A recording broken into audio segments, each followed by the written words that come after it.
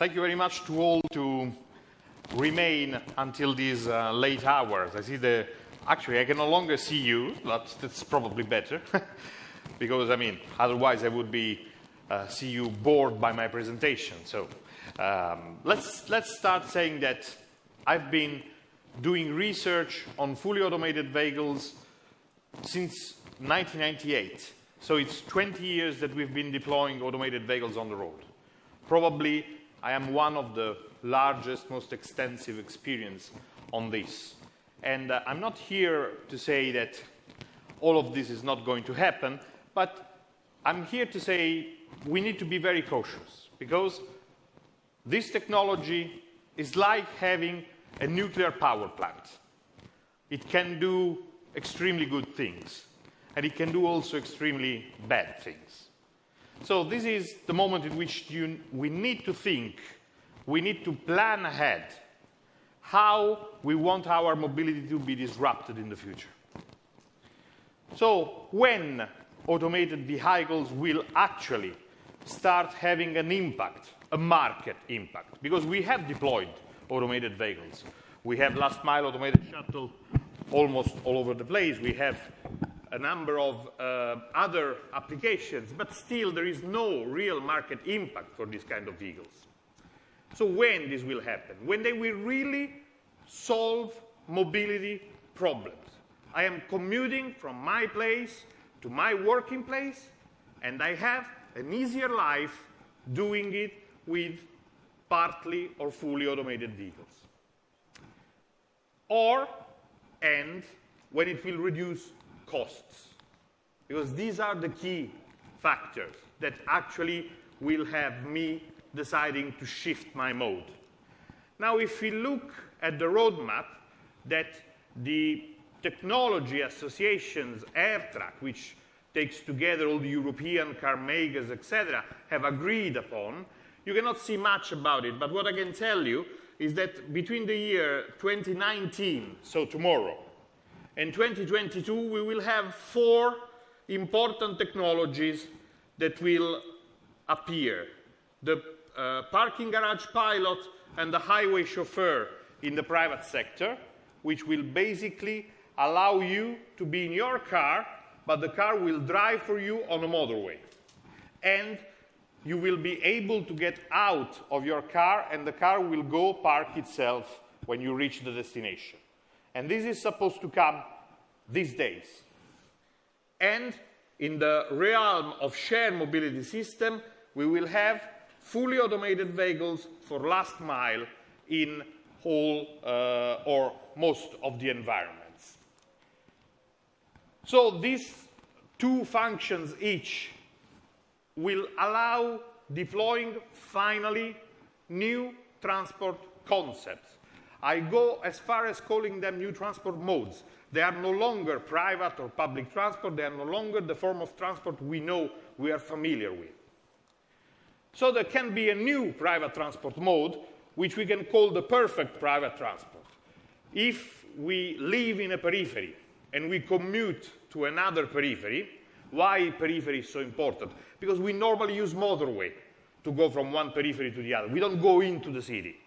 And our level 3 functions will be deployed initially for motorway. So I will basically drive my car to the first motorway junction. I'll push the button. The car will drive me automatically. I cannot sleep. I cannot get drugs. I cannot do strange things because I still need to be a backup should the car have any problem. But I can work. I can watch TV. I can shop on Google. And this is what actually Google gets in it. You will have a lot of time of people in congestion doing shopping. So the car will reach the end of the motorway. I will take back control. I will drive another mile for myself. Then I will go to the front step, or where am I supposed to go, not looking for parking, not parking myself, just go to the front step, get out, and the car will go park itself. This is already so interesting that it's potentially a disruptor. Because today, if I commute and it takes me 40 minutes to commute, this is 40 minutes I lose of my job. So I need to wake up 40 minutes earlier. If, on the other hand, in these 40 minutes, I can call, I can type, I can work, I can do all the things, this can be, and in California already is, counted as my working time. So even if I stay in traffic, I can even stay in traffic twice as much, 3 times as longer, because I'm working. Or I'm entertaining. So this is already a disruptor. And which pros and cons does this have? Well, first of all, the driver can sustain a longer journey, more traffic, while doing other activities. There is a new economy, because on board I can do shopping, I can do other things, so I will actually create new economic opportunities. I will actually have the need to have more vehicles and more expensive. So this is a good for the economy. But, on the contrary, we will have an even lower occupancy rate than usual, because I will alight from the vehicle and the vehicle will go park itself. So there will be no one in the vehicle at that time. So it will be a longer journey with no one in the vehicle. And this also means more congestion, more problems of parking spaces, more energy consumption. On the other hand, we can also do a public transport, which is almost perfect. How can we do that?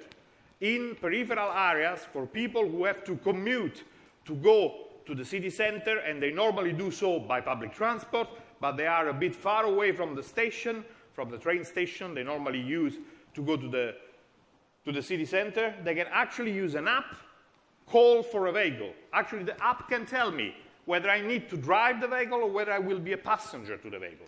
If I need to drive, I can walk a few tens of meters to get the vehicle and then collect other passengers. Then I drive everybody who's going to the same train at the station, so that we take the same train. We leave the car at the station. But the car will not stay parked there, because thanks to full automation, low speed technologies we have already demonstrated, it can go back to be used by somebody else. If legally, and in some countries it's still legally impossible, this is not allowed, you can drive the cars back in a platoon. One driver drives 10 cars. And this is legal almost everywhere. So basically, there will be the opportunity of having very flexible, very capillary, very effective, very low-cost public transport in the areas where public transport is not working. Pros and cons. Pros, and ubiquitous. If ubiquitous in all the city, I can actually go from door to door using a multimodal chain, but a perfectly synchronized multimodal chain. The perfect public transport. Something we always wanted. Also, it can be capillary, timely, fast. We have to see whether these can be profitable, but at least it will be better than conventional public transport. New business model can start because, for example, I can, while booking the car, I can book also for a coffee, and I can buy the coffee which waits for me in the car when I take it. I can also have a higher vehicle occupancy with a very good effect on all the rest, which is the cons, that the economy will suffer. Because I will have much less private vehicles needed, much less vehicles sold in Europe. 6% of European GDP depends on the car. If we drop car ownership rate by 20%, we will drop our economy. So we need to find a solution for that. Actually, this also has a great, great importance. Which of the two paths we take to the 2050, when vehicles will be able to drive themselves the full journey. It's important because it will influence our behavior. In 2050, we will be either know that we will share vehicles or not. We will be more individualistic or more towards sharing. And this will depend on the business model we will adopt today. How do we decide this? Policies. Only policies from enlightened politicians can help choosing today, which is the path that will be heaven or hell in 2050. Thank you.